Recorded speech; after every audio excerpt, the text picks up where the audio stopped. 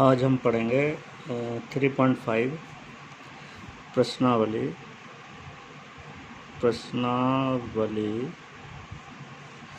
3.5।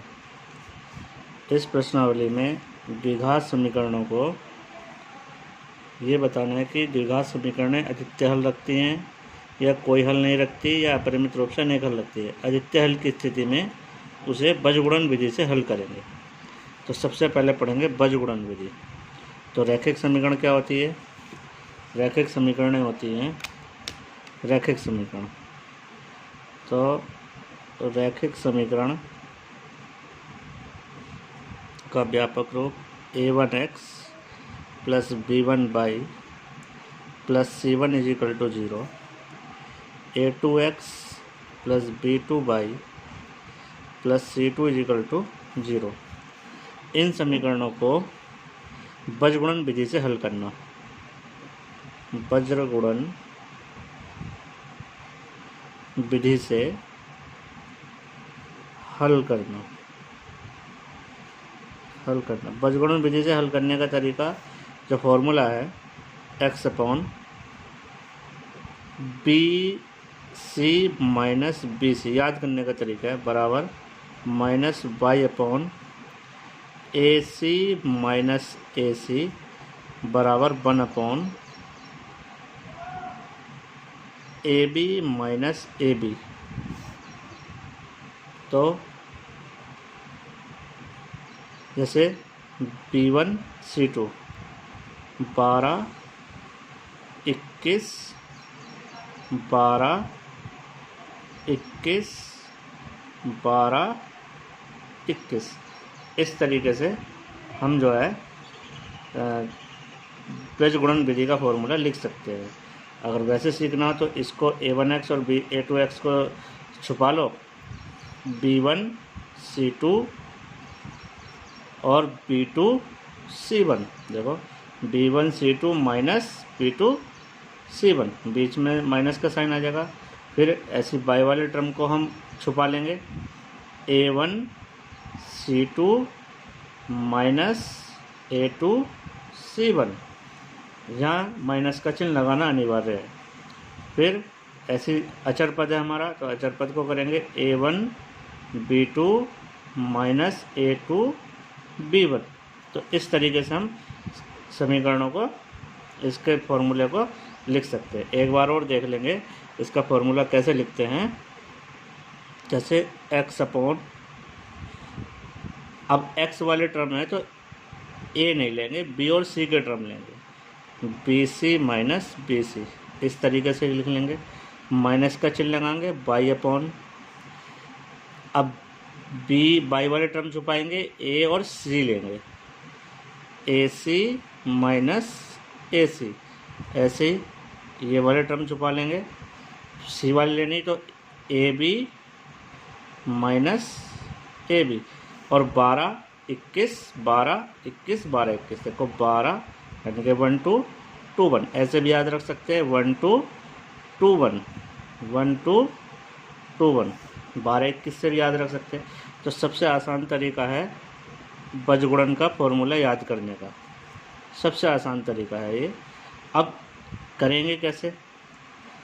बीजगुणन विधि सिर्फ वह उन रैखिक युग्मों में लगाई जाती है जिनको जो अद्वितीय हल रखते हैं।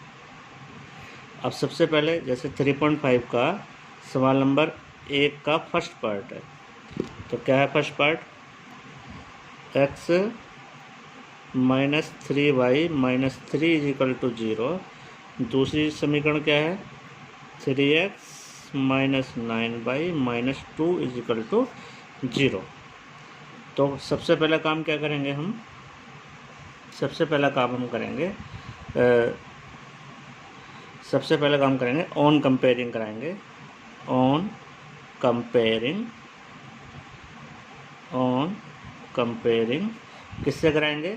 द्विघात समीकरण से कराएंगे, वो रैखिक समीकरण से कराएंगे, रैखिक समीकरण के व्यापक रूप से। a1x plus b1y plus c2 = 0, फिर a2x plus b2y plus c2 = 0।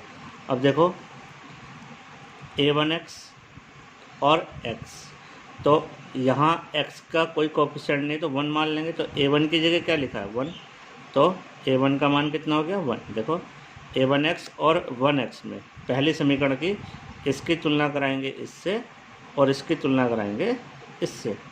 तो इसकी जब इसकी तुलना कराएंगे तो a1x में और 1x में तो x की जगह तो x लिखा और a1 की जगह 1 लिखा। ऐसे ही b1 में b1y और 3y, तो y की जगह y लिखा और b1 की जगह -3। सम्स पूरा लेंगे, अगर माइनस है तो माइनस लेंगे, प्लस है तो प्लस लेंगे। ऐसे ही c1 की जगह क्या लिखा है, c1 की जगह लिखा -3। ऐसे ही अब इस दूसरे समीकरण की दूसरे समीकरण से कराएंगे। a2x + b2y + c2 की कराएंगे 3x - 9y - 2 से। अब a2 की जगह क्या लिखा है 3, a2 की जगह 3 लिखा है, b2 की जगह -9 लिखा है और c2 की जगह -2 लिखा है। फिर हम देखेंगे कि भाई ये जो समीकरण दी है वो समीकरण जो है किस रूप में है, अधिकत्य हल रखती है या परिमित रूप से अनेक हल रखती है या कोई हल नहीं रखती। यानी कि समान युग्म जो दिया है समांतर है या संपाती है या प्रतिच्छेदी है। तो हम फॉर्मूला लगाएंगे a1/a2 बराबर b1/b2 बराबर c1/c2। अब इसमें रख के देखेंगे a1 हमारे ऊपर हमने निकाल लिया, a1 की वैल्यू निकाल ली, a2 की वैल्यू निकाल ली, b1 की वैल्यू -3 आई, b2 की -9 आई, ऐसे c1 की -3 आई, c2 की -2 आई। तो हम इसमें मान रख के देखेंगे तो 1/3 इजिकल टू -3/-9 इजिकल टू -3/-2। तो माइनस से माइनस कैंसिल हो गया, ये भी कैंसिल हो गया। अब ये कितना आ गया 1/3, तो क्या आ गया 1/3 इजिकल टू 1/3। अब 3/2 नॉट इजिकल टू, तो क्या बन गया a1/a2 बराबर आ गया b1/b2 बराबर नॉट इजिकल टू c1/c2। और ये किसका प्रतिबंध होता है, ये प्रतिबंध होता है समांतर का। अब ये क्या है समांतर का प्रतिबंध है, समांतर प्रतिबंध से। तो समांतर का प्रतिबंध है, तो समांतर के प्रतिबंध में क्या करेंगे, तो समांतर प्रतिबंध क्या होता है, समांतर प्रतिबंध कोई हल नहीं रखता। समांतर प्रतिबंध से दिया गया रेखायुग्म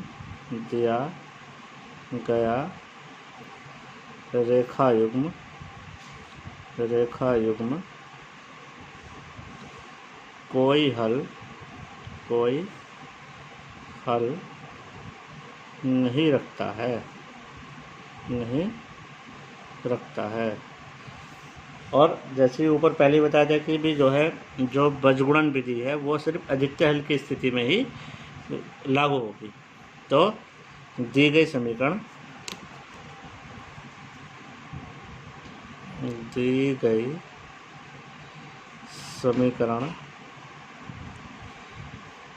बीजगुणन विधि से हल नहीं होंगी, बीजगुणन विधि से हल नहीं होंगी।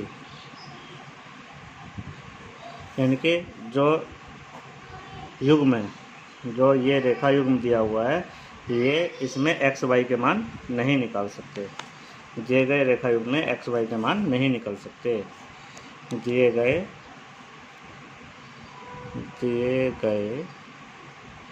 रेखा युग्म में x व y के मान नहीं निकाल सकते।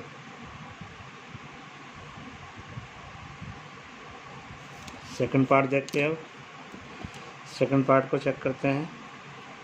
सेकंड पार्ट में क्या है, इक्वेशंस है x 2x + y = 5, दूसरी है 3x + 2y is equal to 8। फिर वही ऑन कंपेयरिंग